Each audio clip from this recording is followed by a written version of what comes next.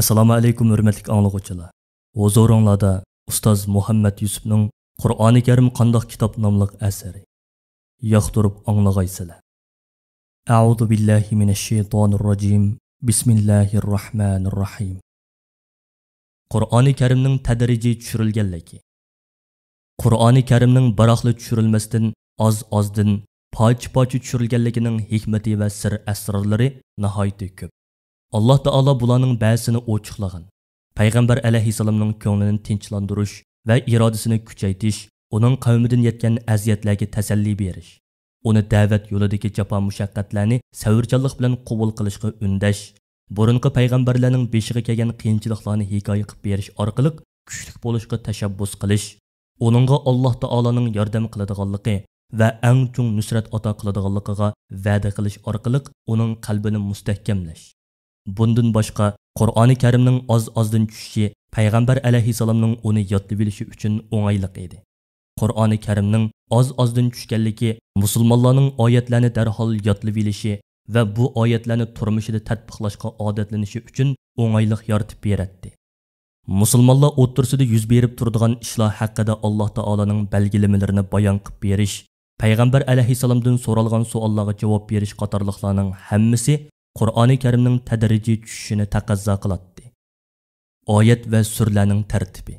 Qur'oni Karimdagi oyat va surlarning tartibi ularning tushish tartibiga ko'ra emas, balki Jibrilning payg'ambar alayhisalomga oyat va surlarning o'rinlarini ko'rsatib berishiga asosan ratlangan. Shunga Fatiha surasi Qur'oni Karimning eng beshiga o'rinlashtirilgan bo'lsa-mu, u dastlab tushgan sura emas, balki eng dastlab tushgan Alaq surasi bo'lib, u Qur'oni Karimning 30-parasiga o'rinlashtirilgan. Jibrilning payg'ambar alayhisalomni Qur'on o'qitishi.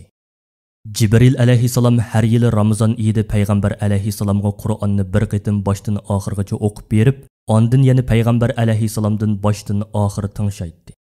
Faqat payg'ambar alayhisalom vafot bo'lish oldidagi Ramazon oyida uningga Qur'oni Karimni 2 qitim o'qib berib, 2 qitim tingshagan.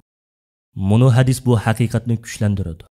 Hazrati Oysha radhiyallohu anha rivoyat qilgan bir hadisga ko'ra, payg'ambar alayhisalom suyumli qizi Fatima radhiyallohu anhaga Jibril menga Qur'onni har yili bir qitim o'qib beradi. Bu yil 2 qitim o'qib berdi. Buningdan ajlimning yiqilishib qolganligini sezyapman degan. Buxoriy rivoyati. Qur'oni Karimning saqlanishi. Alloh taolo samoviy kitoblarning oxirgisi bo'lgan Qur'oni Karimni Muhammad alayhisalomga tushgan peti saqlashning butun shart-sharoitlarini va sabablarini to'liqlab bergan. Muhammad alayhisalom uni tushgan peti saqlab, avvalgi musulmonlarga salomat yetkazgan. Shunga Qur'oni Karim har qanday bir o'zgartish, almashtirish va burmulashlardan butunlay saqlanib, bizlargacha o'z peti bilan yetib kelgan yegona kitobdir. Payg'ambar alayhisalom bilan sahobalarning Qur'oni Karimni tushgan peti saqlash ishidagi ho'sharligi va chekiga yetgan ehtiyotchanligi dunyo tarixida misli ko'rilmagan bir ahvol. Buningga musulmon emas ilm ahlilari guvoh. Shaksizki, Qur'oni Karim yodga ilish va yezib qoldirishdan iborat 2 yo'l bilan saqlanib kelgan. Payg'ambar alayhisalom Qur'oni Karimdan tushib turgan oyat va surlarni shu vaqtning o'zdili sahobalarga yodga oldirish va terilarga, qo'rma yupurmoqlarga yozdirish orqali saqlab kelgan. Payg'ambar alayhisalom o'ziga tushgan oyatlarni tushayotgan paytida yodga ilib olishga nihoyat zo'r ahamiyat beradi. Hatto Jibril uningga o'qib berayotgan oyatlarni unutib qilishdan ansirab, shu lahzining o'zida yodlab olishga oldirab, tilini midirlatadi.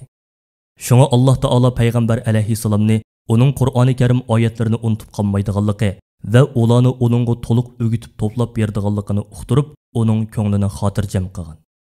Bundan boshqa Jibril alayhisalom payg'ambar alayhisalomga Qur'oni Karimdan tushib bo'lgan butun oyatlar va surlarni har yili Ramazon oyida bir qitim boshdan o'qib berib, ondan yana uningdan tingshaydi. Payg'ambar alayhisalom vafot bo'lishi oldidagi Ramazonda Jibril Qur'oni Karimni uningga boshdan oxiri 2 qitim o'qib berib, yana tingshagan. Payg'ambar alayhisalom butun aqlini va vaqtining ko'pragini Qur'oni Karimni takrorlashga va uni pishiq yodlab olib, o'z beti saqlash ishiga atagan edi. Shunga 5 vaqt namozlarida, kechalardagi tahajjudlarida, safarlarida, hatto urush asnosida og'izdan Qur'oni Karim tushmaydi. Payg'ambar alayhisalom Qur'oni Karim oyatlaridan tushganlarni o'z vaqtida sahobalarga yodga oldiradi.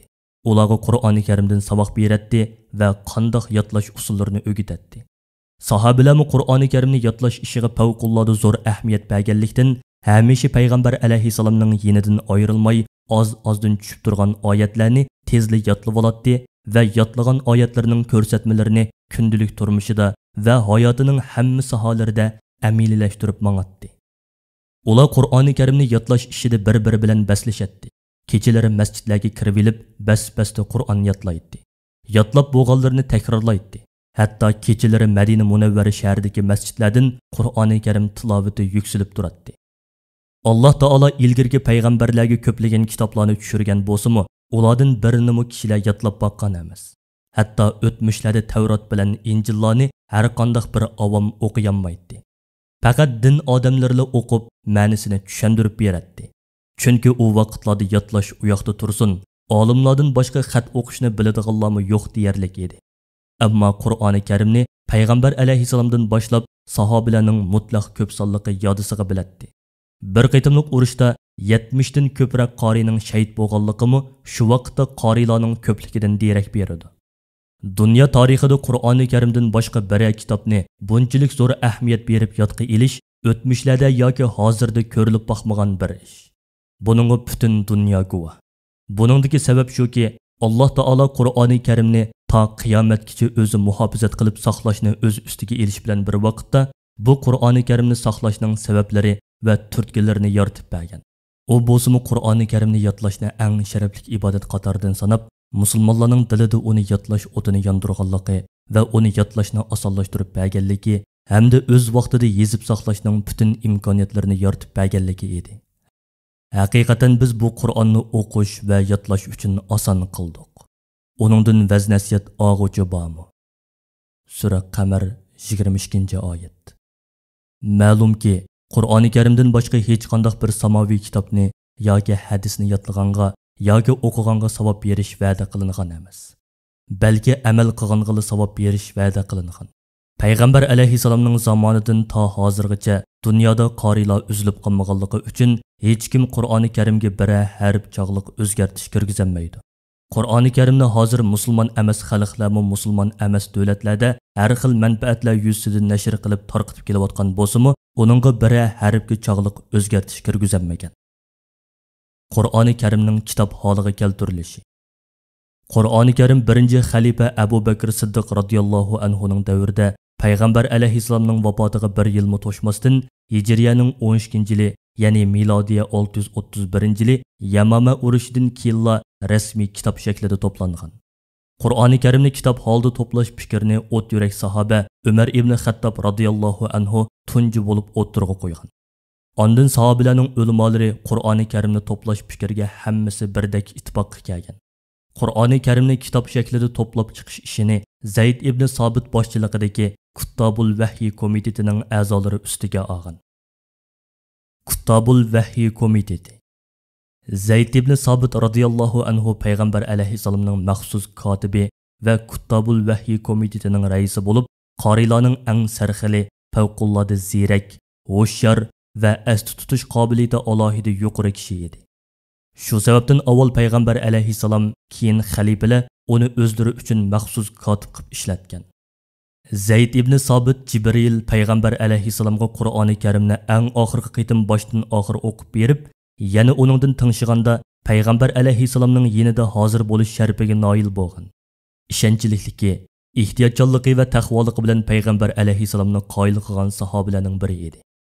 Zayd ibn Sobit riyosatchiligidagi Kuttobul Vahyi komiteti a'zolari Qur'oni Karimning oyat va suralarini to'plab kitob shakliga kirgizishda dunyoda misli ko'rilmagan eng ilg'or va eng ishonchli usulni qo'llangan bo'lib, Kuttobul Vahyi komitetining a'zolari terlarga, siliq toshlarga, xurma daraxining qo'zoqlariga va ba'zi yo'pirmoqlarga, shundoqli tuz so'ngaklarga yezilib, payg'ambar alayhissalomning uyida saqlangan Qur'oni Karimning oyat va suralarini shu vaqtdagi qorilarning yodlaganlariga bir-birlab selishtirib, har bir qoridan ting'igan oyatlardan har bir oyatning to'g'riligiga va payg'ambar alayhissalomning uyida yezib saqlangan oyatlardan har bir oyatning payg'ambar alayhissalomning huzurida yezilganligiga ikki guvohchining guvohligini elishni shart qilgan. Ular har bir oyat ustida alohida to'xtalib, uning payg'ambar alayhissalomning huzurida uning deb berishi bilan yezilganligiga eng oz ikki guvohchini qasam qildiradi. Ondan shu oyatning o'zini qorilardan tinglab ko'ratdi. Qorilarning o'qig'ini bilan yezilib saqlangani aynan chiqsa, ondan uni rasmiy Qur'oni Karim qatoridan sanab xotirlab mangatdi. Shunda qilib ular Qur'oni Karimning oyat va suralarini payg'ambar alayhissalom o'z vaqtida ratlab qo'ygan tartib bo'yicha intayin ehtiyotlik bilan tizib chiqib, Qur'oni Karimni hozirgi kitob holiga keltirgan. Qur'oni Karim Alloh taolaning so'zi. Uni Alloh taoladan tushgan va payg'ambar alayhissalomdan topshirib olgan peti musulmonlarga yetkazish vazifasi ham sharaflik, ham xatarlik cho'ng bir vazifa edi. Qur'oni Karimni to'plagan Kuttabul Vahiy komitetining a'zolari buni nihoyat yaxshi biladi. Ular bu ishda qilchi sahvallik o'tkazishning Alloh taologa va Muhammad alayhissalomga qilingan kechirilmas cho'ng xiyonat hisoblanadiganligini. Navoda qilchilik savallik o'tilsa, o'zlarining xuddi ilgirgi Yahudi, Xristian olimlarga o'xshash o'zlarining ilohiy kitoblarini o'zgartib etib, ta qiyomatgacha Allohning va xalqning oldini nanatgarda bo'lib qilish xavfini albatta his qiladi va yaxshi biladi. Kuttabul Vahiy komitetining a'zolari payg'ambar alayhissalomning vaqtida vahiylarni yezib qoldirishga va keyinchi Qur'oni Karim oyatlarini to'plashga belgilangan Kuttabul Vahiy komitetining a'zolari sahobalarning eng mukammal qoriylaridan tanlab chiqarilgan eng taqvodor, eng olim, eng ho'shyor va chekiga yetgan ehtiyotchan shaxslardan tashkillangan guruh edi. Qur'oni Karimning butun oyatlarini jamlab, ularni kitob holiga keltirish ishi uchun sox 1 yil vaqt ketgan. Sahobalarning mutlaq ko'p sonligi Qur'oni Karimni yodisiga biladi. Shunga ular o'z vaqtida Qur'oni Karimni kitob shaklida to'plab o'qishga zo'r ehtiyojliq emas edi. Chunki eg'izdan eg'izga yetkilib yurgan Qur'oni Karim oyatlari hatto uni yodqa olmagan sahobalar uchun tanishliq edi. Payg'ambar alayhissalom vafot bo'lgan yili islom dinini yo'q qilish plani bilan o'ttirga chiqqan murtadlar, ya'ni islomdan yinib olgan arab qabilalari bilan bo'lgan tarixda Yamama urushi deb atalgan urushda sahobalardan ko'p kishining shahid bo'lganligi, hatto qorilardan bu bir qitimliq urushda 70 dan ko'proq kishining shahid bo'lganligi sababli musulmonlar Qur'oni Karimni yodlagan qorilar tugab ketsa, uning ba'zi oyatlarining qalblardan o'chirilib ketish xavfini his qilgan. Shunda qilib sahobalar qorilarning tugab ketishi bilan Qur'oni Karimning qalblardan ko'tarilib ketishidan ansirab, payg'ambar alayhissalom o'zi ratlab qo'ygan oyat va suralarni shu tartibi bo'yicha kitob holiga keltirib to'plash qaroriga kelgan.